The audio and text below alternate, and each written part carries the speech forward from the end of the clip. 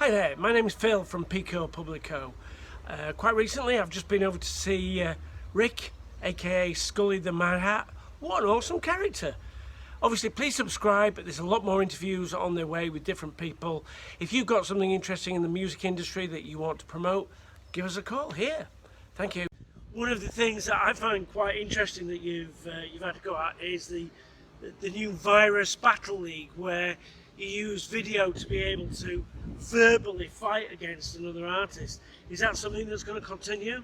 Yeah, definitely. We're just at an early stage now. We've only dropped one battle. That was me versus Snipes. But I won't be battling after that. I'll just be behind the scenes. I suppose I would battle again for Virus Battle League if they needed it. But hopefully we're going to get more people in, do a few more of the video ones, talked about venues. We're not sure yet. We're at a very early sort of part of the process, but I hope it does get to venues and stuff, because again it's that live thing, selling merch, and you know, there's a bar with alcohol, you know, you've got a better chance. It's just that when I've seen it, it seems a little bit raucous when it's in a bar, Yeah. but when it's on a video, Yeah. and it can be just staged from Yeah. different parts of the country, it means people that normally won't meet each other. Yeah, I mean, at events and stuff, violence isn't tolerated. You won't actually see any acts of violence. You get thrown off the league. You know, there's a lot of posturing. You know, a lot of bluffing, and I suppose you won't see that posturing if it's done by video, will you? no, that's what I mean. This is the thing you're missing, and it's an adrenaline rush as well. You know. It forces you to get your words bang on. You have to remember that you've got 3 90-second rounds. That's a lot of words, especially when you're rapping. If you're doing it at home in front of a video, you're tempted then to have the sheet of paper where the video can't see, and you're not embracing it. You need showmanship. That's one of the things I like to bring to my battles, the battles that I've done. Even when I've been beat, you know, I will still make it an event.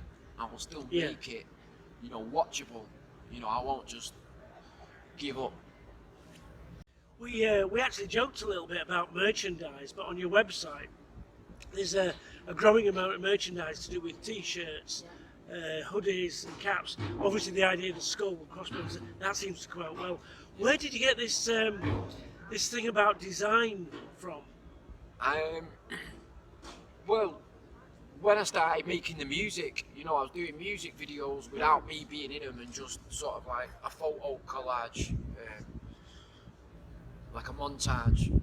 And then I was doing them for thumbnails, you know, to put on YouTube. So I just learned myself. It's pretty straightforward. So work at the moment. Are you doing anything? Have you got any songs lined up? Yeah, man, I'm writing a song, just tweaking it now and going through it, about knife crime. It's a narrative of my own life. When I was younger, I was, you know, on substances, I was drinking, I made bad choices. You know, I ran into a shop, tried to rob it with a knife, held it to the employee's neck. You know, and I'm really not proud of this. And over the years, in fact, a few years after that, when I'd sorted myself out and gone clean and completed my probation, I got paid. I got my first legit job. I got paid, and I got mugged at knife point, and it stayed with me. You know, that scare, I suppose, and it made me think about my victim. You know, the guy behind that counter, and at the same time, you know, you had emerging in the news, just young people stabbing each other. I can't remember how far back we're going now, but I remember Damilola Taylor. I mean, he was 7 years old, man, and he bled out on a stairwell. You know, that is just, we're not looking after our kids as a nation. We need to do more, man. All these rappers waving and guns and knives and writing about stabbing each other. Not only is that done, that's done. He's dead. It's last year, man. Good. Like, yeah. It's not being part of the solution. I'm telling you. and I don't care what anyone says about that. I am vehement on that. You know, we need to educate these young people, not harm them. The other thing is something very popular these days. We're now against heavier drugs. I accept that cannabis is well used by a large proportion of the nation, and I can see the arguments to and from, but the heavier use, is that something that you're into still? No, no. I mean, I smoke a spliff.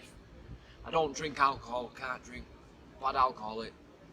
You know, there's also a few years ago, and I don't know if people are still doing it. There's been this culture in hip hop of have you heard of lean?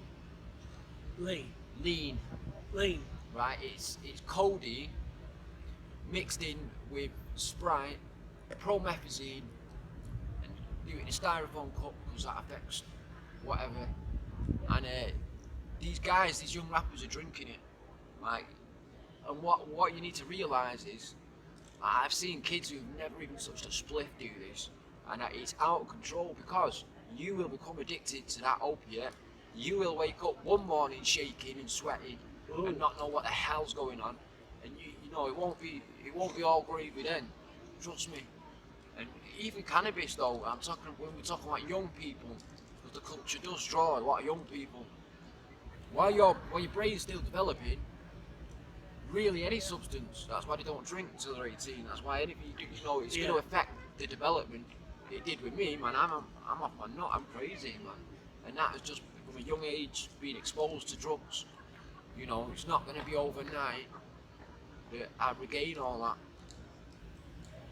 I have moments where I'm well aware that any depression that I'm feeling may well be as a result of some of the drugs I've done over the years. The ecstasy, it pushes all your serotonin to the receptors. You know, that's going to have a knock-on effect. And it's glamorized. Cocaine is glamorized. All these drugs are glamorized, man. Do you know what I mean? It's irresponsible. I don't care if I sound like, you know, I'm on my soapbox, but it is, man. Let's do something different. Let's show these people we are not our stereotype. Like, it will absolutely, you know, it will stun the country. I can see a revolution, and I'm not talking Che Guevara in the woods of guerrilla warfare. I'm talking a revolution of education, an education of parents, okay, who for years have been too scared to ask what this means and that means because they don't want to look stupid, especially men around family. You know, our future is young people. We are at the mercy of these young people, and if we don't look after them like we're just supposed to, no other reason than that is what it is. Yeah, good.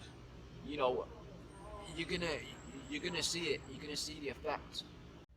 I'd just like to say a big thanks to the Rock Shopping Centre for letting us use their park and come here and shop, spend money. Thank you.